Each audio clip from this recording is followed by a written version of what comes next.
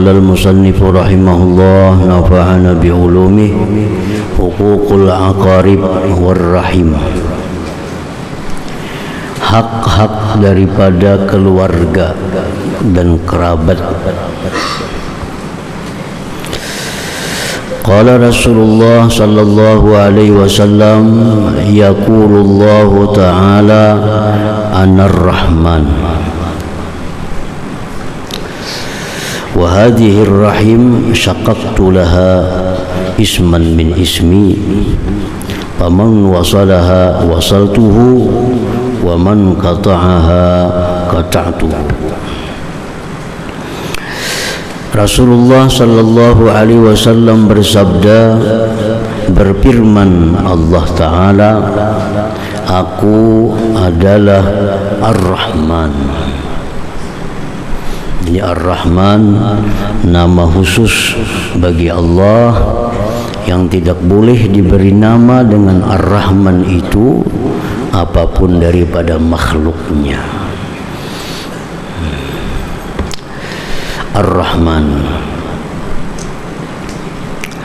aku adalah Ar-Rahman,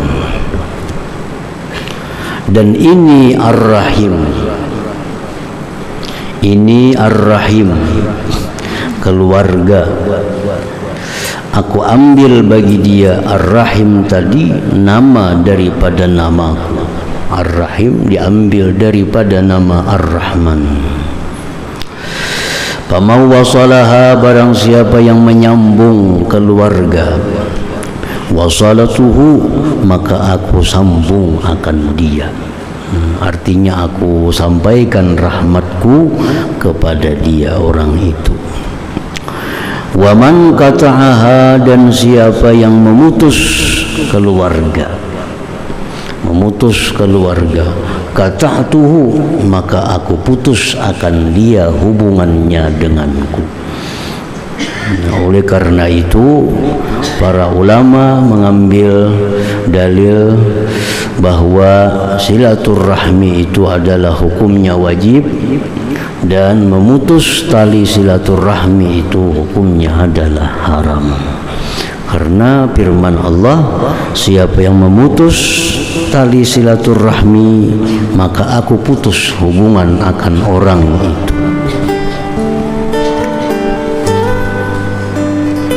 Nah, apa yang dimaksud dengan silaturahmi itu? Silaturahmi itu artinya menghubungi keluarga. Maksud keluarga itu kullu qarib, tiap-tiap keluarga sekalipun yang bukan mahram. Sepupu termasuk keluarga, walaupun boleh nikah. Anak sepupu masuk keluarga, walaupun dibolehkan nikah. Jadi yang ngaran keluarga itu bukan hanya yang haram nikah. Dan silaturahmi ini bukan hanya sesama keluarga yang muslim. Kita punya keluarga tapi musyrik, nah itu pun masih dituntut kita silaturahmi kepada keluarga yang musyrik tadi, walaupun ada batasan-batasannya, walaupun ada aturan-aturannya, beda dengan keluarga yang muslim. Nah, jadi keluarga ini sesuatu yang wajib kita hubungi. Maksudnya kita hubungi itu kita berbuat baik kepadanya dengan memberikan sesuatu. Kalau kita punya sesuatu yang bisa diberikan, nah, kita menziarahi, mengilangi mereka, termasuk bagian daripada silaturahmi itu. Imam Nawawi mengatakan dalam kitab Raudatul Talibin, nah kecuali keluarga kita ini orangnya mubtadi'ah, nah itu kita dibolehkan, bahkan disuruh untuk memutus hubungan dengan dia. Keluarga kita ini orangnya mubtadi'ah, artinya pelaku ajaran yang sesat, ajaran yang menyimpang dari ahlu sunnah wal jamaah. padahal kula nih, tapi nya menyimpang dari ajaran yang benar. Nah itu kita boleh memutus hubungan dengannya sebagai tanda bahwa kita kada setuju dengan apa yang diajarkannya, yang dipraktikkannya itu. Nah, jadi ini lebih daripada musyrik. Kalau musyrik kita masih disuruh berhubungan. Tapi kalau ini keluarga kita yang muslim tapi dia punya ajaran yang sesat, punya praktik hidup yang menyimpang dari ahlu sunnah wal jamaah, punya i'tikad yang salah, apalagi dia sudah menampakkan kesalahannya, nah itu kita disuruh untuk hujran, membikut dia, nah, supaya kita nampakkan bahwa kita tidak sejalan dengan yang sesat itu.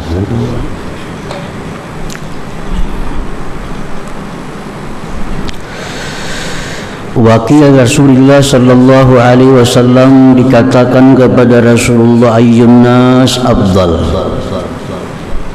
Qal atqahum lillah wa awsaluhum lirahimih wa amiruhum bil ma'ruf wa anhahum 'anil munkar. Siapakah manusia yang paling afdal wahai Rasulullah? Rasulullah menjawab, manusia yang paling mulia di sisi Allah itu orang yang paling takwa, yang paling menjalin hubungan keluarga, yang paling melakukan amar ma'ruf dan paling melakukan nahi munkar. Itulah manusia yang paling mulia di sisi Allah Subhanahu wa ta'ala. Wa qala sallallahu alaihi wasallam, as-sadaqatu 'alal miskin sadaqah wa hiya 'ala dzir rahim isnatani sadaqatu wasilah. Bersedekah kepada orang miskin itu dapat pahala sedekah. Nah, bersedekah kepada keluarga yang miskin dapat dua pahala, pahala sedekah dan pahala silaturrahim itu. Karena termasuk bagian daripada silaturrahim memberi sesuatu yang bisa diberikan. Jadi bersedekah itu makanya diutamakan dulu orang yang diberi sedekah itu keluarga, karena dapat dua pahala, pahala sedekah satu, pahala silaturrahim itu satu.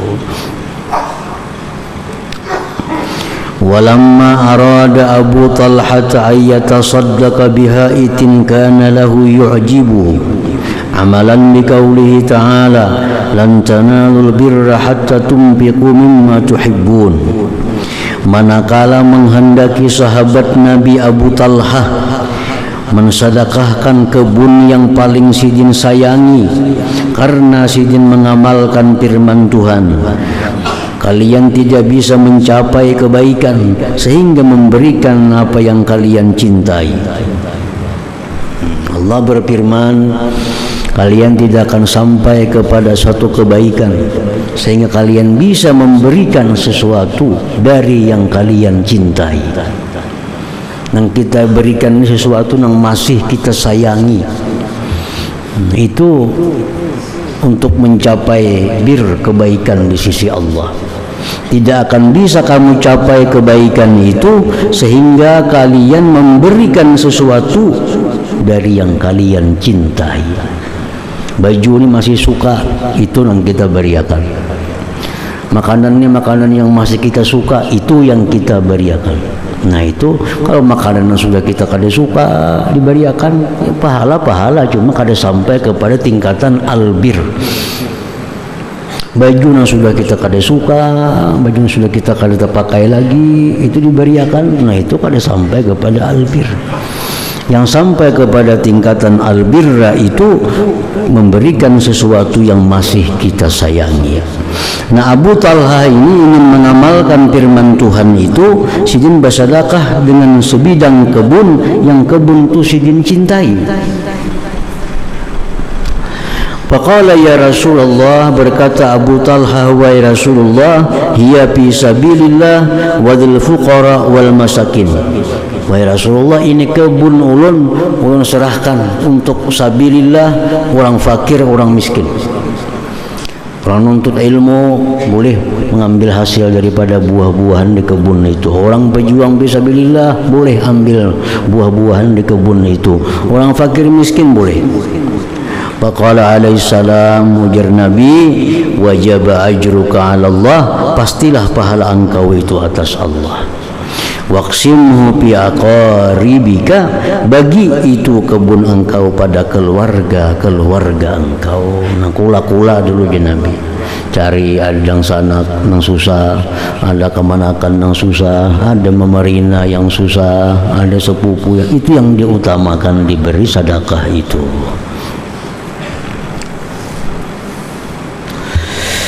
Hukukul walidain wal walad, kemudian hak orang tua dan anak. La yakhfa annahu idza ta'akkada haqqul qarabah war rahim fa akhassul arham wa amassuha al wiladah fa yatada'afu ta'akkudul haqqi fiha. Tidaklah samar, artinya jelas bahwa telah kuat itu hak kerabat dan keluarga, maka paling khusus keluarga dan paling menyentuh adalah kelahiran ibu bapa artinya. Maka berlipat-lipatlah kekuatan hak pada itu ibu bapa anak tadi. Jadi tiga ini paling bersangatan hak di antara kerabat, ibu bapa anak. Qala sallallahu alaihi wasallam, birra ummak wa abak wa ukhtak wa akhak summa adnaka fa adnak. Berbuat baiklah engkau kepada ibu engkau, bapak engkau, saudari engkau, saudara engkau, kemudian yang di bawah engkau. Kemanakan, sepupu, terusnya. Yang pertama adalah ummuka, ibu engkau. Itu yang paling dekat dengan kita. Nah, ibu mamanya abah kita yang paling dekat. Wa qala rajulun ya Rasulullah hal baqiya alayya min birri abawayya syai'un birruhuma bihi ba'da wafatihima. Seorang laki-laki ini berkata, ya Rasulullah, adakah tinggal atasku daripada kebaktian kedua orang tuaku sesuatu yang aku berbakti kepada keduanya dengan sesuatu itu sesudah wafat keduanya. Kalau orang tua hidup berbakti ya sudah jelas, kita mendatangi mereka, menyenangkan hati mereka, menuruti apa yang dikehendaki mereka, itu masih hidup. Tapi kalau orang tua kita ini sudah wafat, apakah ada masih jalan berbakti kepada keduanya itu? Qala, bersabda Nabi, na'am, ya.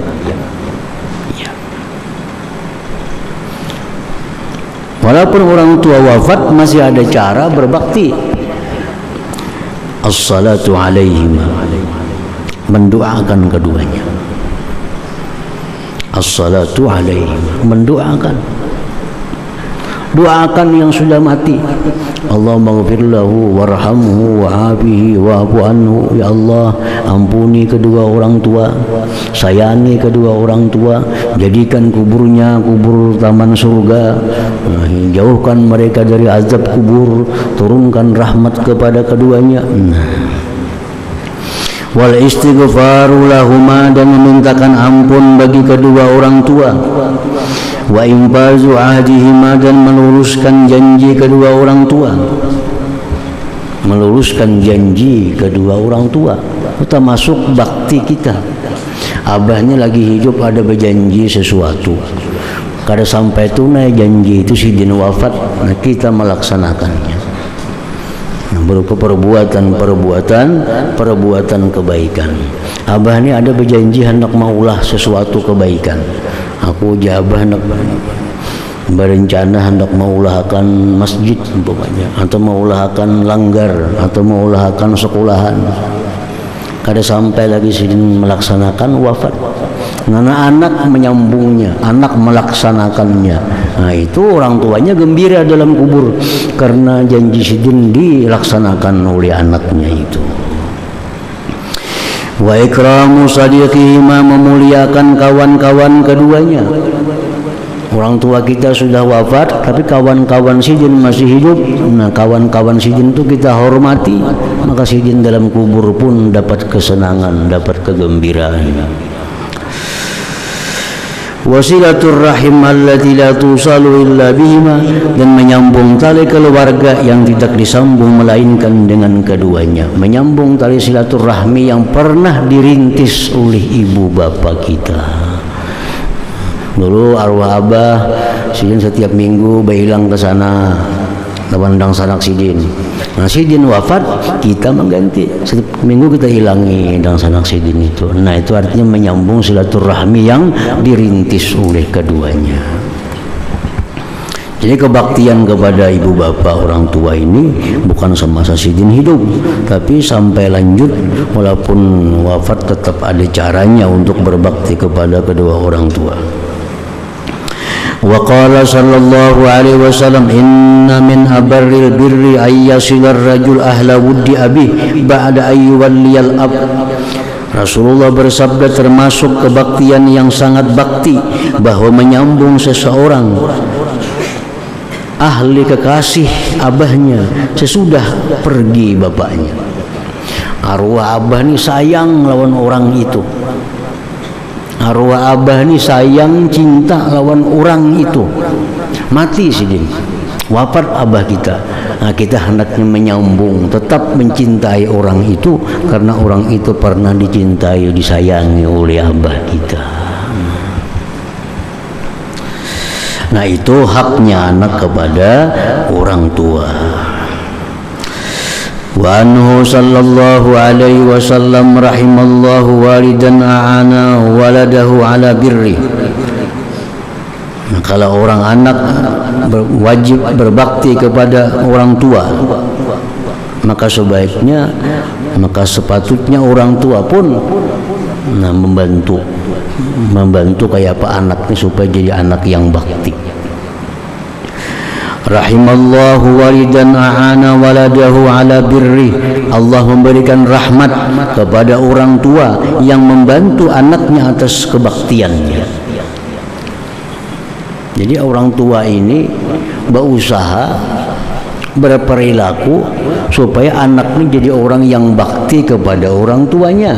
Itu dirahmati oleh Allah, disukai, disayangi oleh Allah Subhanahu wa ta'ala.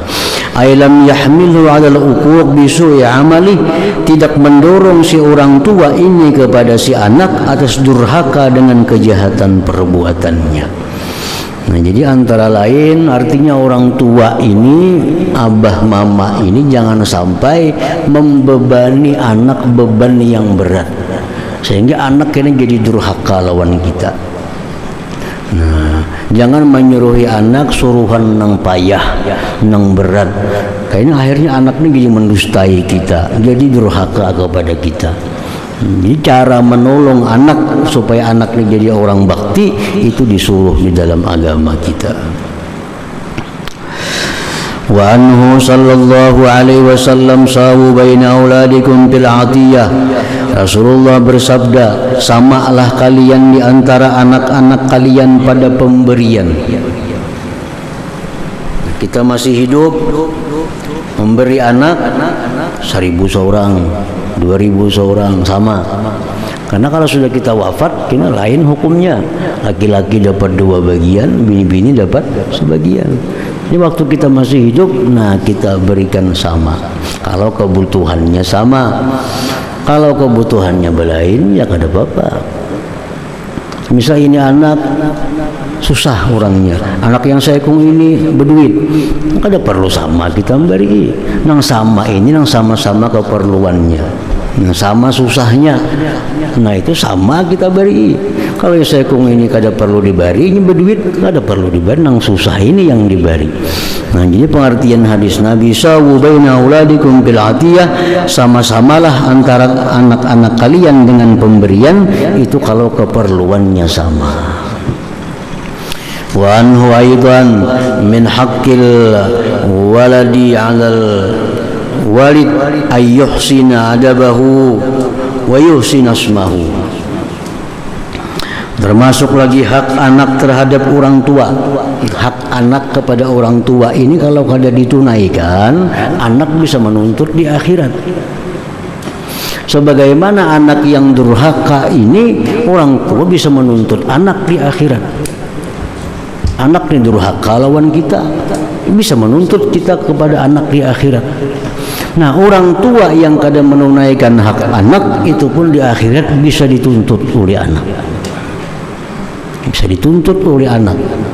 Karena ada hak anak yang kada diselesaikan oleh orang tuanya. Termasuk hak anak atas orang tua itu ayyuhsina adabah, membaguskan pendidikannya, membaguskan adabnya. Orang tua melajari anak tata kerama yang baik, itu hak anak. Jadi hak anaknya mesti mendapatkan pendidikan yang baik dari orang tua. Kalau kada, di akhirat dituntutnya. Dalam Ihya Ulumuddin, Imam Ghazali menyebutkan awwalu ma yata'allaqu bil abdi ahluhu. Di akhirat itu awal orang yang bergantung dengan hamba itu anak bininya. Lakinya ke surga, abahnya nih ke surga, anaknya karena kada dididik, anaknya masuk neraka. Anaknya menarik, jangan masukkan dia ke surga ya Allah, karena kami ke neraka sebab kada dididik oleh orang tua, kada dididik oleh suami, kada dididik oleh abah mama. Nah, itu hak menuntut, bini menuntut, anak menuntut kalau orang tua suami ini kada menunaikan hak mereka. Jadi pendidikan yang baik itu haknya si anak, mesti dia dapatkan daripada orang tuanya. Wa yuhsin asmahu, membaguskan namanya. Membaguskan nama itu hak anak. Jadi orang tua ini dituntut untuk membuatkan nama kepada si anak ini nama yang bagus, nama yang disukai oleh Allah Subhanahu wa ta'ala. Jangan sembarang bulangaran anak. Karena nama ini berpengaruh. Nama pengaruh terhadap perilaku seseorang. Nama berpengaruh terhadap akhlak seseorang. Bila kena akhlaknya kada bagus karena namanya kada bagus, anaknya menuntut kepada kuitannya. Pian pang mengarani ulun ngaran itu misalnya kelakuan macam itu jadinya. Jadi jangan dianggap inting soal nama. Ada ketujuh lawan orang ngarani, orang kafir ke orang kada, orang maksiat orang kada, orang ahli. Nah itu kada kawa. Nama ini mesti dituntut anak kita di akhirat kalau kita menamai dengan nama yang kada disukai oleh Allah Subhanahu wa ta'ala. Nah, oleh karena itu para ulama mengatakan bahwa martabat nama yang baik itu ada 5. Yang paling baik nama itu Abdullah, Abdurrahman. Itu ahabbul asma ilallah.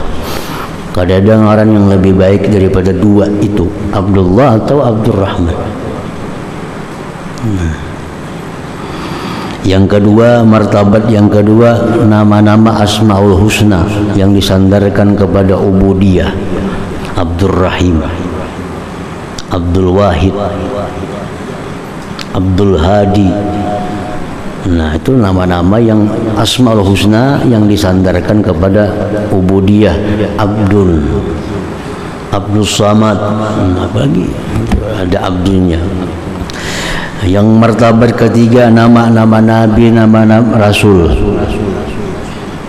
Yang paling utama nama Nabi kita Muhammad sallallahu alaihi wasallam. Nomor 2-nya Ahmad, nomor 3-nya sekalian nama-nama Nabi kita. Kemudian nama-nama Nabi Ulul Azmi, Isa, Musa, Ibrahim, Nuh. Hanya nama-nama Nabi yang lain-lainnya. Yang keempat, nama-nama hamba Allah yang salih, nama-nama para aulia Allah. Nama para aulia Allah. Yang paling utama nama-nama sahabat Nabi, Umar, Utsman, Ali, Talha, Zubair. Nah itu nama-nama sahabat. Nama-nama istri-istri Nabi kalau perempuan, nama-nama anak Nabi, nama-nama sahabat-sahabat perempuan. Itu nama yang paling disukai. Nah, yang kelima, nama-nama zu maknan sahihin jamil. Nama yang punya makna yang benar, yang elok. Jadi maulah ngaran tuh ya 5 ini pilih. Punya laki-laki ya Abdullah atau Abdurrahman. Kalau kada Asmaul Husna yang lainnya. Kalau kada hendak juga nama-nama nabi kita, nama nabi-nabi ulul azmi, nama-nama nabi rasul yang lainnya. Kalau kada hendak juga nama wali-wali, terutama nama sahabat-sahabat nabi. Nah, kalau kada hendak juga cari nama yang punya makna yang benar, makna yang benar dan elok. Nah, makna yang benar. Kadang-kadang ada makna yang kada dibenarkan. Misalnya anak dingarani Malikul Muluk, raja seluruh raja. Kada bujur nih, itu raja seluruh raja, bujurlah. Jadi misalnya mengarani anak bagus, cuman namanya kada, artinya kada bujur. Samsul Bilad, matahari negeri ini, bujur kada itu matahari negeri ini, kan kada bujur nih itu. Bujur ya bagus, so maknanya kada bagus. Jadi tiap-tiap makna, tiap-tiap nama yang punya arti yang benar, yang elok. Kita kada hendak memakai nama-nama yang 4 macam di atas tadi, hendak nama maulah seorang, silahkan, tapi cari maknanya yang bujur. Misalnya anak ini lahir bungas orangnya, ngarani Jamilah, itu bujur aja nih tuh. Kada bungas ngarani Jamilah, kada bujur ngarannya maknanya. Itu maksudnya. Tiap-tiap nama yang punya makna yang sahih.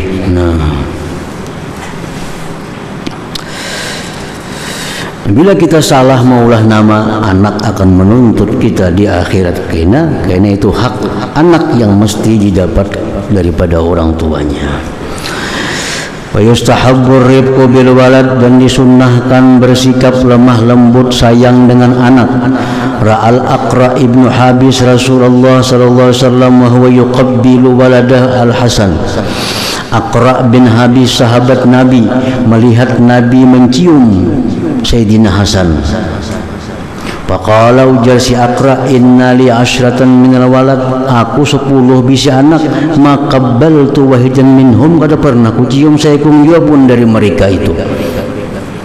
Melihat Nabi mencium cucu, ujar Aqra, aku 10 bisi anak, kada pernah kucium-cium kayak itu.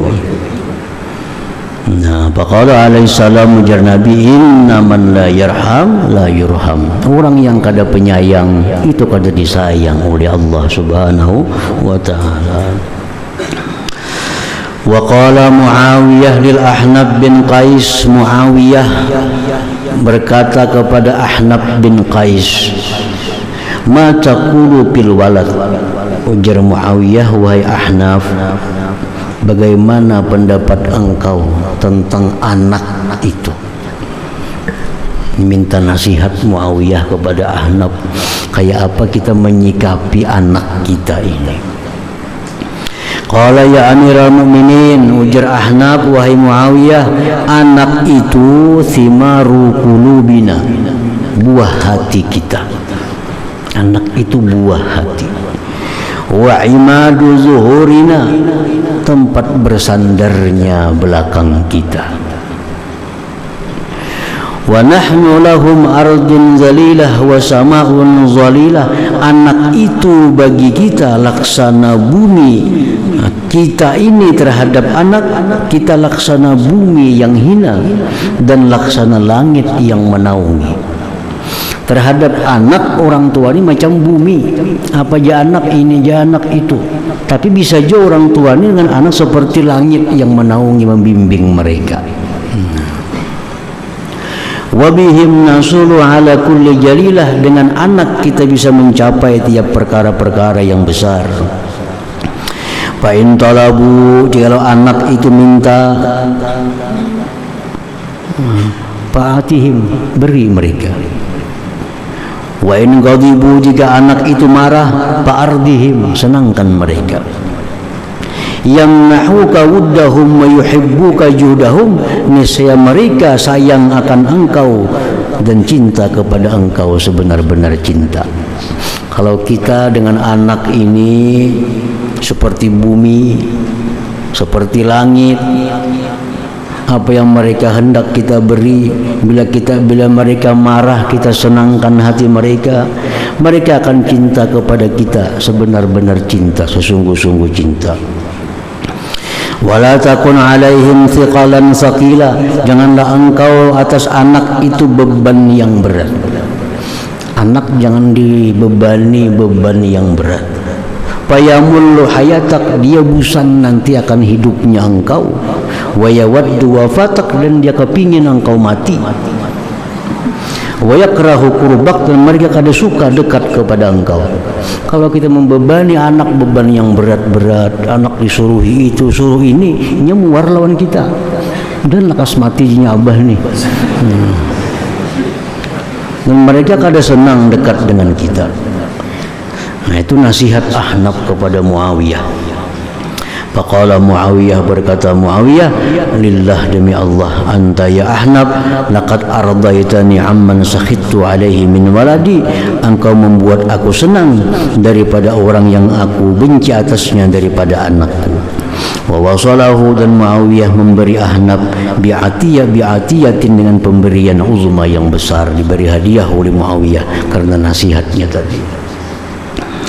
Wa alam anna aktsara ulama ala anna ta'atul walidain wajibatun bisyubuhat, berpendapat sebagian besar ulama bahwa taat kepada ibu bapa itu wajib pada perkara yang syubhat. Ini perkara ini subhat, makanan ini subhat nih, makanan ini subhat, kada jelas halal haramnya. Jadi abah makan, wajib kita makan.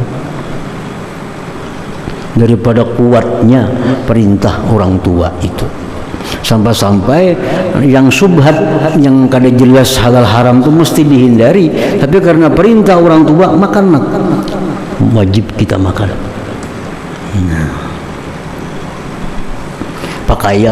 Pakaian ini subhat, kada jelas halal haramnya, uja abah mama pakai, wajib kita pakai itu. Wa illam tajib fil haramil mahdhi, ya kalau haram kada wajib kita menurut. Abah nyuruh makan bidawang kada wajib dimakan, karena itu haram semata-mata. Tidak boleh taat kepada makhluk kalau itu maksiat kepada Allah Subhanahu wa ta'ala. Walaysa lil walad ayyusafira fi mubahin aw nafilatin illa bi iznihima. Nah, tidak boleh bagi anak, tidak boleh. Haram artinya musafir, baik musafir yang mubah, musafir mubah, musafir rekreasi, aw nafilah, atau musafir sunat, tidak boleh kecuali seizin kedua orang tuanya. Kalau masih hidup, mama abah tuh masih hidup, jangan hendak ke Jawa-Jawa bila ada izin mereka, apalagi yang jauh pada itu. Bila kita kada izin daripada mereka, kita ini maksiat dengan perjalanan ini. Otomatis kita karena maksiat dengan perjalanan itu, kada boleh kita mengkasar jamaah sembahyang itu, kada boleh. Kenapa? Karena ini musafir maksiat. Yang boleh mengkasar menjamak musafir yang kada maksiat. Orang yang musafir tanpa izin kedua orang tuanya itu maksiat.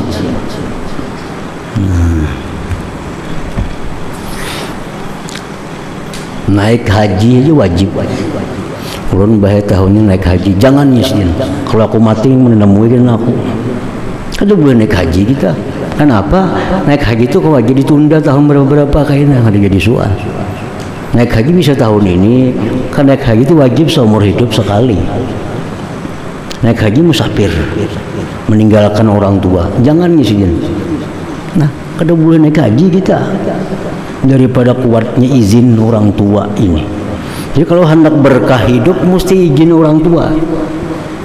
Kemana-mana bepadah lawan kuitan. Kalau hendak barakah, kena kuitan mencari kada ada kemana, kada bepadah. Tidak boleh seorang anak, baik ini anak sudah tua anaknya atau anak masih anak, kada ada batasannya. Nah, tidak boleh bagi seorang anak itu musafir, baik musafir yang mubah atau musafir yang sunat, kecuali seizin keduanya. Nah, lain hal musafir yang wajib. Kalau musafir yang wajib itu boleh anak tanpa izin. Misalnya musafir yang wajib itu di negeri ini, di kota kampung ini kada ada orang yang bisa melajari sembahyang. Jadi yang bisa belajar cuma aja di Banjar sana ada orang. Kalau dia anak mah lu nak Banjar belajar sembahyang ada bisa, jangan ya mama nak ada boleh dituruti. Wajib tulak kita ke Banjar berangkat belajar tentang kewajiban kita. Nah kalau orang haul-haul jangan ya mama kan bisa ditulaki haul jadi dosa jadinya. Kecuali pun sarik dikubur kita tulak tanpa seizin orang tua kita. Nah jadi itu artinya pentingnya izin kedua orang tua ini. Boleh kita menentang izin orang tua untuk musafir kalau musafir itu sudah fardu ain. Nah musafirnya sudah fardu ain. Kalau musafirnya sunat, apalagi musafirnya boleh. Nah, kalau izin apa-apa kalau jika dapat izin kedua orang tua. Wa qala sallallahu alaihi wasallam haqqun kabir ikhwah, hak saudara yang tua ala sagirihim atas saudara yang muda, ka haqqil walid ala waladihi, seperti hak orang tua atas anaknya. Nah kemudian kitabul uzlah wal mukhalatah ya hadratin nabi sallallahu alaihi wasallam. Al-Fatihah. Iyyaka na'budu wa iyyaka nasta'in.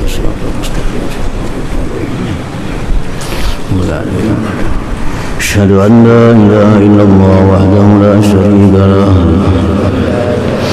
وأشهد أن سيدنا محمدا عبده ورسوله لا إله إلا الله نستغفر الله لا إله إلا الله نستغفر الله لا إله إلا الله نستغفر الله لا إله إلا الله ونتوب إلى الله لا إله إلا الله محمد رسول الله صلى الله عليه وسلم.